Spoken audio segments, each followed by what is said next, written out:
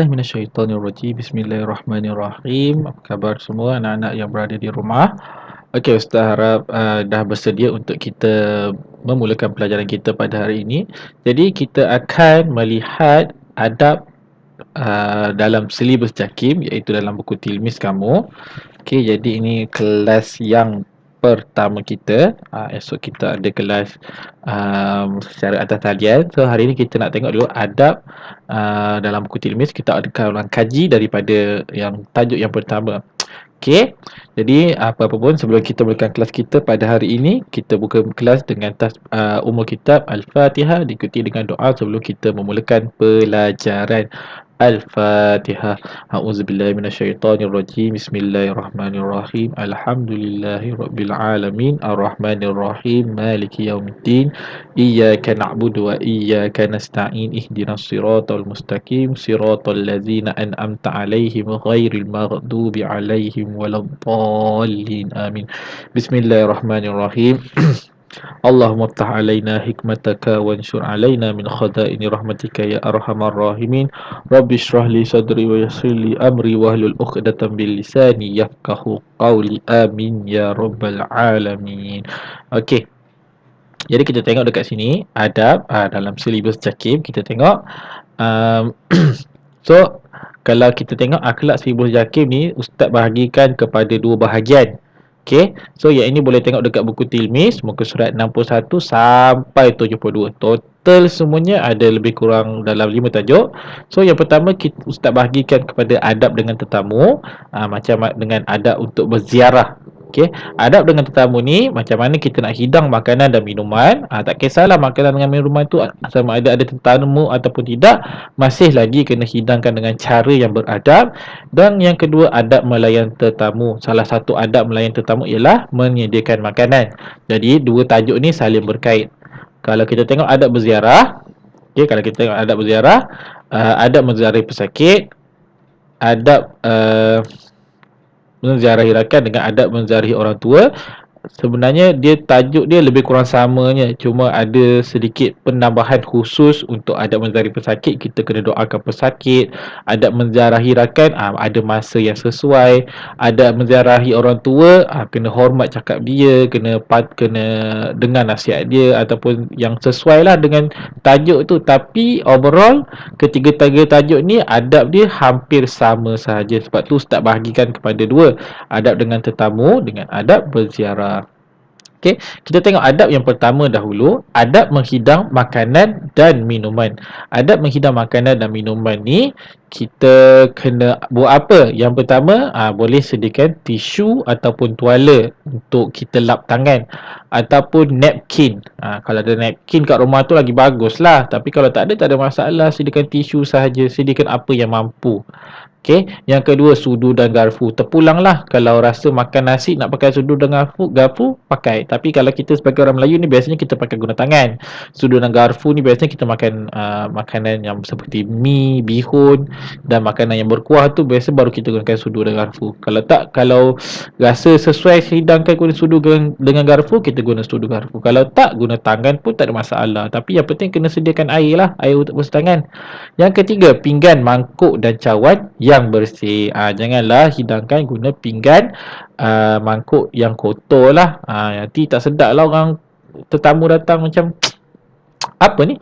Kenapa hidang pakai pinggan yang kotor, tak ada pinggan yang bersih ke?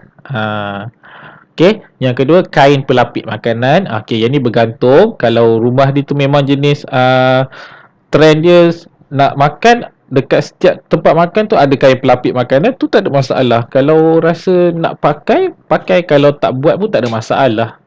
Okey, yang keempat ni, kain pelapik makanan ni terpulang masing-masing. Nak buat boleh, tak nak buat pun tak ada masalah. Yang kelima, penutup ataupun tudung saji. Okey, dah siap makan ataupun sementara nak tunggu semua orang turun makan tu, boleh tutup makanan dengan penutup dia ataupun tudung saji untuk elakkan daripada lalat hinggap. Sebab kalau lalat hinggap, dia boleh bertelur dekat makanan tu, boleh membawa macam-macam penyakit. Yang keenam iaitu air basuh tangan. Kalau macam option untuk tak nak pakai sudu dengan garpu, sediakan air basuh tangan. Ataupun kalau dah memang ruang makan tu dekat dengan dapur, tak perlulah nak sediakan air basuh tangan, basuh je dekat sinki dapur, tak ada masalah. Tapi kalau macam ada orang datang kat rumah, rasa dapur tu tengah dalam keadaan tak sesuai untuk orang masuk, sediakan satu bekas untuk tetamu basuh tangan kat depan. Tak perlu tetamu tu pergi ke belakang. Macam tu. Depend ikut kesesuaian dan kebiasaan di rumah masing-masing macam mana. Yang ini hanyalah sebagai garis panduan ataupun guideline sahaja. Okey, so kita tengok dulu adab menghidang makanan macam mana. Yang pertama, lap pinggan mangkuk sebelum digunakan. Kalau pinggan mangkuk tu dalam keadaan basah ataupun selepas dibasuh, lap dulu baru hidangkan. Kalau pinggan tu memang dah dalam keadaan kering, terpulang nak lap ataupun tidak, sebab kadang-kadang pinggan yang kering dah lama tak pakai ni, yang kita letak dalam rak almari tu kadang-kadang dia boleh jadi berdebu. Jadi lap pinggan tu sebelum digunakan. Yang kedua, tidak menggunakan pinggan mangkuk yang retak dan sumbing. Sebabnya satu je punca dia. Sebab nak elakkan daripada tercedera. Sebab kadang-kadang kita tak tahu macam mana kecederaan tu boleh datang. Daripada pinggan yang retak dan sumbing ni pun boleh jadi salah satu isu, salah satu punca dia. Kita tak nak mencederakan diri sendiri, apatah lagi nak cederakan tetamu yang datang ke rumah kita. Yang ketiga, menggunakan pinggan mangkuk yang bersih. Macam kita dah cakap tadi, kenalah guna pinggan mangkuk yang bersih. Barulah tetamu yang datang ataupun ahli keluarga yang datang makan dalam keadaan yang selesa, yang tak geli bila tengok pinggan tu, kotor lah nak makan pakai pinggan ni juga. Macam tu. Yang keempat, susun hidangan dengan kemas. Okey, jadi kebiasaannya kalau makan kat meja makan kan, kita letak lauk kat tengah, lepas tu kita kelilingi lauk tu. Ada orang yang makan, kalau makan kat kampung lah biasanya, kalau makan kat kampung biasanya meja makan tu untuk orang dewasa saja, untuk kanak-kanak ada satu meja yang lain. Depend nak susun macam mana. Yang penting hidangan tu mesti dalam keadaan kemas dan selesa untuk semua orang makan. Okey, yang seterusnya, sediakan peralatan yang secukupnya. Okey, maksudnya sediakan garpu, pinggan mangkuk. Macam contoh kalau ada orang yang datang 10 orang tapi kita hidangkan 8 je pinggan, kan dah tak cukup. Jadi lagi 2 orang tu nak makan macam mana? Daun pisang. So fikir, sediakan solusi yang sesuai mengikut keadaan di rumah masing-masing. Okey, yang seterusnya, makanan hendaklah disediakan dengan segera. Okey, jadi ini pun sama juga, depend kalau kat rumah masing-masing macam mana. Kalau makanan tu memang jenis yang masak lambat, elakkanlah daripada hidang makanan yang perlukan penyediaan yang lama. Macam contoh nak hidang rendang. Kalau macam memang dah plan tetamu tu nak datang, masak awal-awal, biar tetamu datang tu tinggal untuk makan sahaja, tak perlu tetamu tu tertunggu-tunggu. Kalau memang dah niat nak hidangkan makanan, kalau rasa tetamu tu datang macam tetamu tu datang tiba-tiba ataupun ahli keluarga tu tiba lapar, nak sediakan makanan yang boleh masak dengan cepat lah. Macam contoh spaghetti masak sekejap je, tak lama, tak sampai setengah jam pun. Ikut keperluan semasa waktu nak sediakan makanan tu. Okey, jadi kita dah tengok adab untuk menghidang makanan. So sekarang kita tengok apa dia faedah, apa dia benefit sebenarnya untuk kita hidangkan makanan dengan beradab ni. Okey, yang pertama, dapat menjaga kebersihan makanan, sebab kebanyakan penyakit bermula daripada apa yang kita makan. Sebab orang yang sakit darah tinggi, puncanya apa? Terlebih garam dalam makanan. Orang yang sakit kencing manis, sakitnya apa? Terlebih gula dalam makanan. So hampir kebanyakan penyakit yang ada dekat dalam badan kita ni berpunca pada makanan. Jadi kita hendaklah sama-sama menjaga kebersihan makanan. Yang kedua, tidak terdedah kepada penyakit. Terdedah kepada penyakit ni macam Ustaz kata tadi, macam contoh kita hidangkan makanan tapi kita tak tutup makanan tu bila orang lain tak ada. Kita tutup makanan tu, lalat pun hinggap. Jadi menyebabkan lalat ni dia sifat dia kotor. Dia duduk kat tempat-tempat sampah, dia makan sampah. So bila dia hinggap kepada makanan kita, yang menyebabkan dia boleh bertelur kepada makanan tu, boleh menyebabkan kita ada penyakit-penyakit yang berbahaya. Macam contoh Yang paling biasa lah, sakit perut lah, sakit perut keracunan makanan. Tapi keracunan makanan ni jangan anggap biasa-biasa je. Ada juga keracunan makanan yang boleh membawa maut. Jadi sama-sama kita jaga diri daripada penyakit. Sekarang ni dah memang well known sakit COVID. Kita nak elakkan lah daripada kena sakit lain. Janganlah kita jaga COVID saja tapi kita tak jaga daripada sudut kebersihan makanan, menyebabkan kita sakit yang lain pula. Sekarang ni ICU dah penuh. ICU dah penuh dengan pesakit COVID saja. Pesakit yang luar, elakkan daripada sakit yang memerlukan kepada katil-katil dari unit ICU. Okey. Yang ketiga, hidangan menjadi kemas dan teratur. Okey. Jadi kalau kita kadang-kadang ada sesetengah orang ni bila dia tengok keadaan tu dalam keadaan berselerak, dia jadi tak selera nak makan. Tapi bila dia tengok keadaan tu kemas, tersusun, menyebabkan dia lebih berselera untuk menjamah hidangan tersebut. Seterusnya yang keempat, memudahkan tetamu makan dengan selesa. Ini tak kisahlah. Macam Ustaz kata, dua tajuk ni berkait. Menghidang makanan dengan adab melayan tetamu. Dia berkait.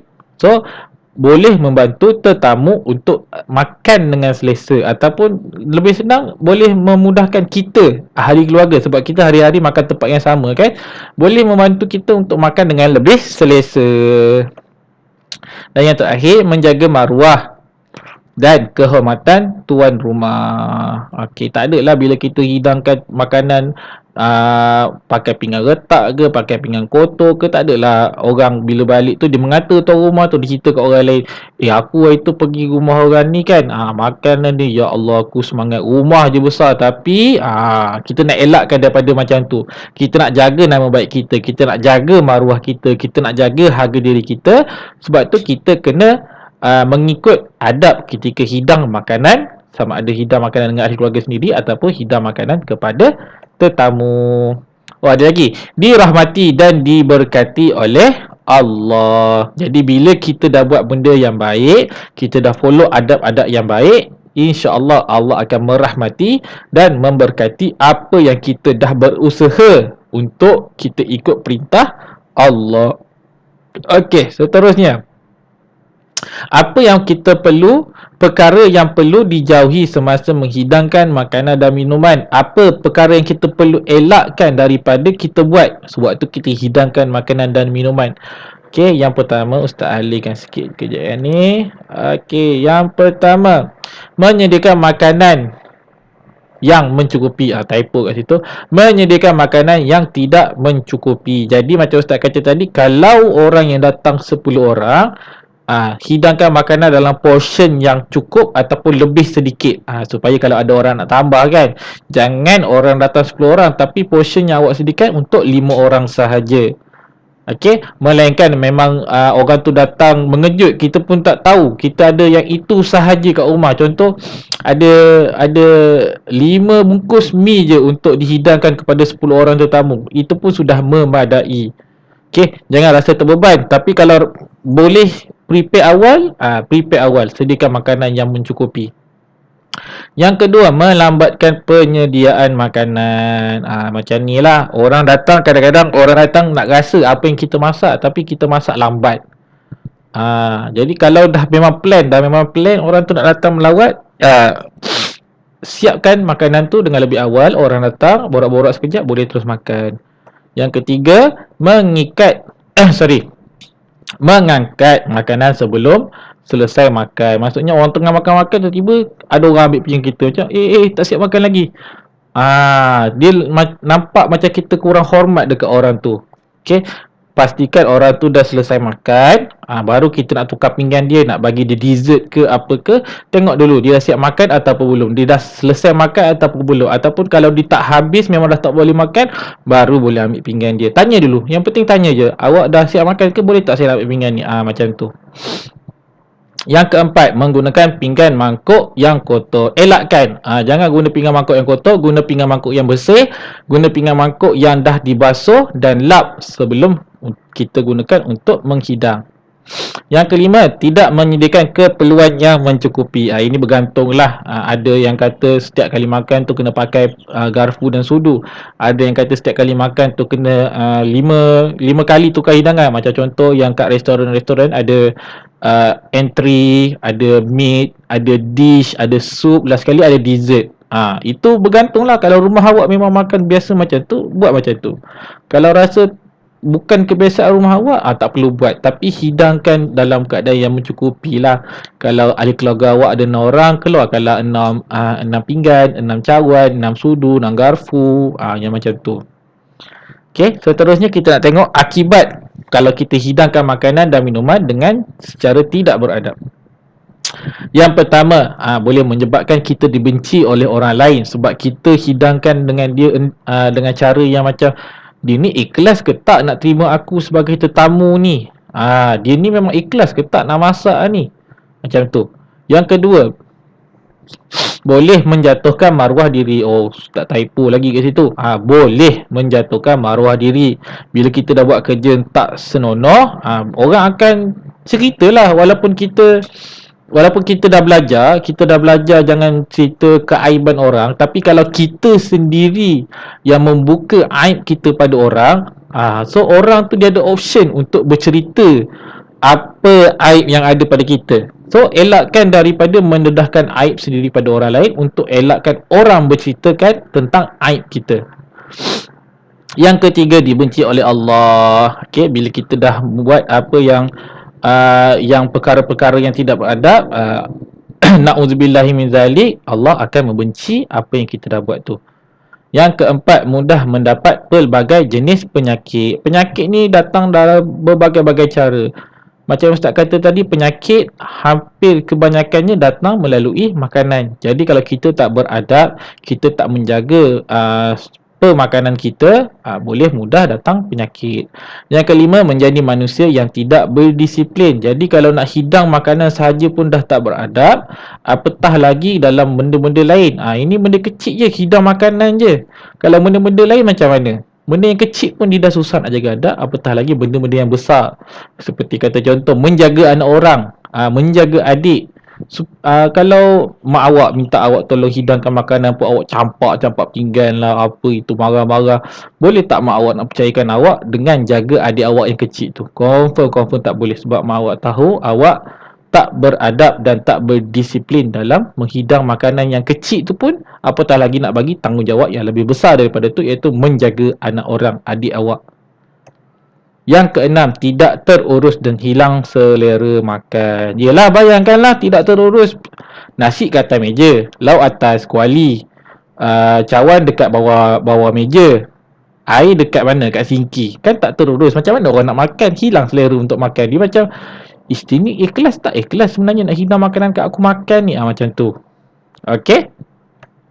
Alright, so kita tengok yang kedua, adab melayan tetamu. Nanti kita tengok kenapa Ustaz kata kedua-dua tajuk adab ni dia ada relate antara satu sama lain.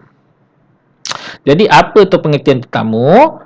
Tetamu ialah orang yang datang berkunjung ke rumah kita, sama ada dijemput ataupun tidak. Ini pengertian dalam buku lah, yang terdapat dalam buku. Tapi kalau boleh Ustaz nak tambah sikit sebenarnya. Orang yang datang berkunjung ke rumah kita, sama ada dijemput atau tidak, dengan niat yang baik. Dijemput atau tidak dengan niat yang baik. Sebab kadang-kadang orang yang tak dijemput ni niat dia baik. Macam contoh kawan kita tiba, kau ada kat rumah, aku nak datang ni. Tu tak dijemput, tapi dia nak datang dengan niat yang baik. Sebab ada juga orang yang datang ke rumah kita tidak dijemput tapi niat tak baik. Maksudnya contoh perompak, penyamun, pencuri. Tu Ustaz nak tambah lah, tambah daripada Ustaz ni lah, daripada pengertian tetamu tu sendiri. Okay, tetamu yang kita anggap tetamu ialah orang yang datang ke rumah kita dengan niat yang baik, sama ada dijemput ataupun tidak. Sebab ada orang datang dengan niat yang tidak baik. Memang kita kena muliakan tetamu, tetapi berpada-pada. Tu pendapat Ustaz lah. Okey, yang ni kita nak tengok apa adab yang sesuai dibuat untuk kita menyambut kedatangan tetamu. Okey, yang pertama, menjawab salam tetamu. Okey, memberi salam itu adalah sunnah, tapi menjawab salam adalah wajib. Yang kedua, membuka pintu apabila diketuk. Okey, ini depend lah. Depend lah. Sebab kadang-kadang rumah dah canggih sekarang ni kan. Ada, kalau dulu ya rumah nak kena buka pintu kalau ada orang ketuk. Tapi sekarang ni rumah dah canggih. Ada yang dekat pintu tu boleh tengok, ada satu lubang nak tengok siapa yang datang. Ada rumah yang lagi canggih, ada kamera boleh tengok. Sebab kadang-kadang kita tak tahu siapa datang kan, tengok dulu. Jangan terus buka. Sebab kadang yang datang tu mungkin orang yang yelah, zaman sekarang kan kita tak tahu siapa yang datang tu macam mana. Kalau boleh kita siasat dulu sebelum kita buka pintu, siasat dulu. Kalau kita yakin orang yang datang tu kawan kita, memang kita dah cam suara dia, nak buka pintu, buka lah. Sekarang ni tapi yelah, Ustaz just nak kata, walaupun dalam buku akhlak ni kata membuka pintu apabila diketuk, tetapi tetap kena berjaga-jaga. Kita memang kita digalakkan untuk berbuat baik, tapi berbuat baik kena berjaga-jaga. Yang ketiga, bersalaman dengan tetamu. Ini kalau macam contoh kes COVID dah tak ada, bersalaman dengan tetamu. So kita kalau nak bersalaman dengan tetamu, make sure lah kes COVID ni dah memang tak ada, dah memang settle, baru kita boleh bersalaman. Sebab kita dilarang untuk bersentuhan dengan orang lain. Bukan SOP ni bukan bertujuan untuk menjauhkan yang rapat. Cumanya kita nak jaga sebab kita tak tahu kita pembawa virus COVID ataupun orang tu pembawa virus COVID. Kita nak elakkan jangkitan. Okay? So sama-sama kita jaga SOP, sama-sama kita mendoakan supaya Malaysia diangkat, Malaysia dan seluruh dunianya diangkat daripada virus COVID ini. Yang keempat, bermanis muka, senyum. Okay? Yang kelima, bertanya khabar. Ini sekadar macam intro lah. Tanya kau apa khabar, sihat, dah lama tak nampak, buat apa sekarang, apa khabar cerita, apa khabar orang rumah, contohlah. Yang keenam, menjemput tetamu masuk ke dalam rumah. Yang ini depend keadaan awak macam mana. Kalau macam tetamu tu datang sekejap sahaja, macam contoh orang JNT kan datang kat rumah awak nak hantar barang, nak jemput juga masuk rumah ke macam mana? Depend situasi awak macam mana. Kalau rasa sesuai untuk jemput masuk dalam rumah, jemput masuk dalam rumah. Kalau kat luar rumah awak tu ada kawasan untuk duduk berborak-borak, berborak-borak kat luar. Sebab yelah, faham sendirilah kan keadaan rumah macam mana. Ada rumah dia yang kemas, ada rumah dia yang tak sesuai untuk orang masuk. Ada yang kat rumah dia tu contoh kat rumah itu ramai perempuan, yang datang tu lelaki, jadi tak berapa sesuai lah untuk bawa dia masuk. So tengok situasi keadaan rumah masing-masing macam mana. Yang penting kena layan dengan sopan dan beradab. Okey. So macam mana kita nak beri layanan yang baik kepada tetamu? Yang pertama, sediakan jamuan yang termampu. Yang ni pun depend juga. Kalau macam orang tu singgah lama, hidangkanlah macam biasanya orang kampung-kampung dia sediakan air teh, sediakan biskut sikit untuk juadah ringan. Yang kedua, tidak bermegah dan riak. Sebab orang datang ni nak bersilaturahim, bukan datang untuk kita action apa yang kita ada. Aku ada pinggan daripada emas, aku ada kereta yang boleh bergerak tanpa aku pandu, aku ada bilik yang kalau aku tepuk tangan je lampu boleh buka sendiri, pintu boleh buka sendiri. Kita bukan nak memegah, kita nak berjumpa untuk mengeratkan lagi silaturahim.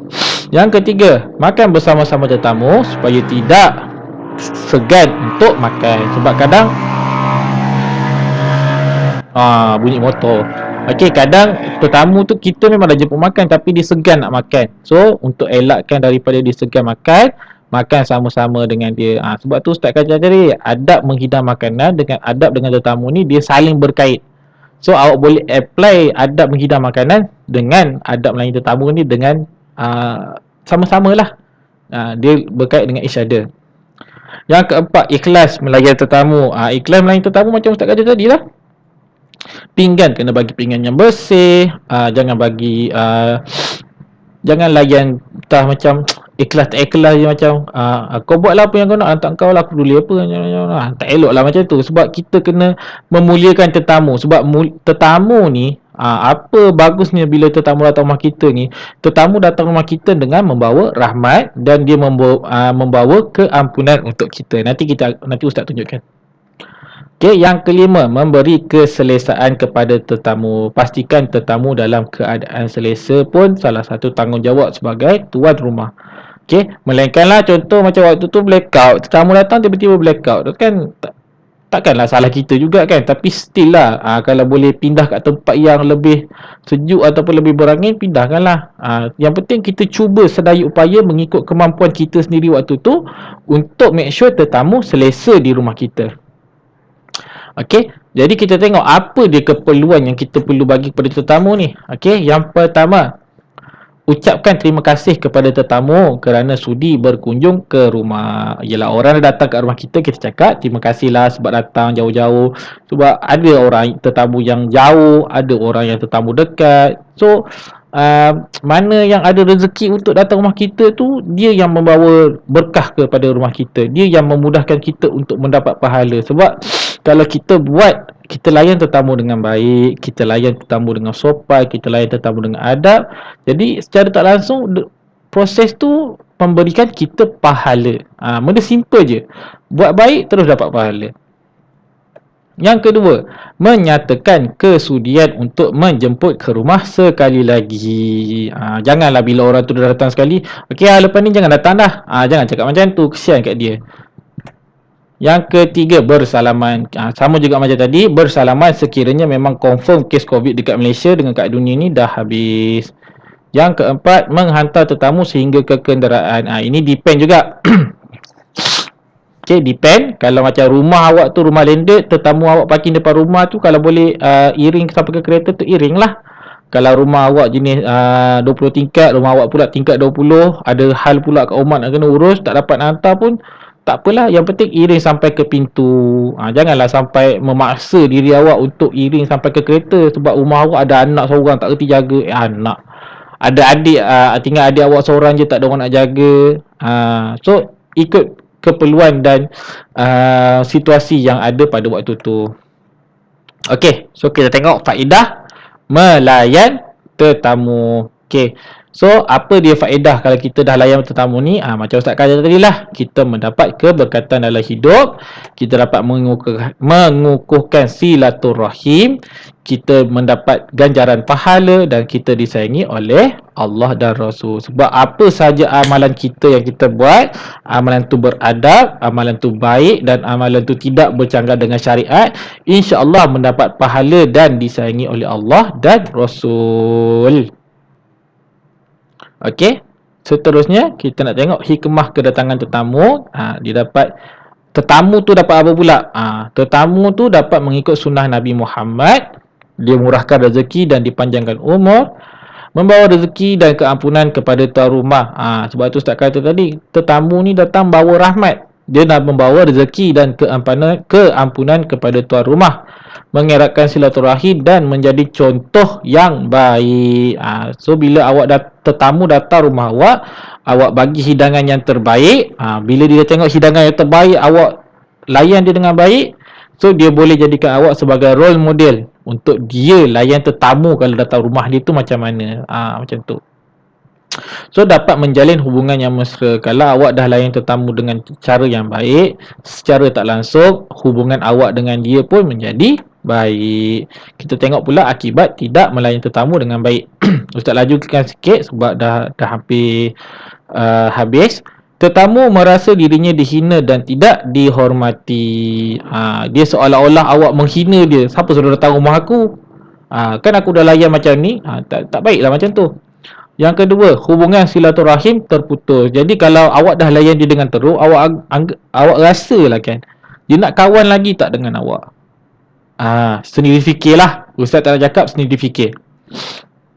Okey, mendapat dosa sebab kita dah tak ikut perintah Allah, kita dah tak beradab dengan tetamu. Okey, dimurkai Allah dan Rasul. Okey, setiap perbuatan buruk kita, Allah akan murka, Rasul pun akan murka sebab dah tak ikut adab yang telah diajar oleh Nabi. Okey, jadi pun boleh menimbulkan fitnah. Macam Ustaz kata tadi, kalau kita tak jaga tetamu kita dengan elok, bila tetamu tu balik, dia boleh cerita pada orang lain. Itu aku pergi rumah orang ni, ya Allah, aku semangat, teruk betul layanan dia. Sampai aku rasa macam dia ni tak suka aku datang sebenarnya. Kau tak payahlah datang rumah dia tu. nanti kau rasa macam kau kena peli, macam kau kena hina. Macam tu. Memanglah kita tak elok judge orang kan, tapi macam ustaz kata tadi lah, awak sendiri yang menunjukkan aib awak, jadi orang akan ada option untuk ceritakan aib awak tu kepada orang lain. Okey, jadi itu sahaja untuk tajuk ulang kaji kita pada hari ini. Untuk kelas seterusnya pada hari esok, kita akan sambung tajuk yang seterusnya. Adab menziarahi orang sakit, adab menziarahi rakan dan adab menziarahi orang tua, insya-Allah. Jadi terima kasih sebab sudi mendengar video ustaz daripada awal sampai ke akhir. Kita tutup kelas kita pada hari ini dengan bacaan tasbih kafarah dan surah Al-As. Subhanakallahumma bihamdika asyhadu an la ilaha illa anta astaghfiruka wa atubu ilaik. Bismillahirrahmanirrahim. Wal 'ashr innal insana lafi khusr illa allazina amanu wa amilus solihat wa tawassaw bil haqq wa tawassaw bis sabr. Amin ya rabbal alamin.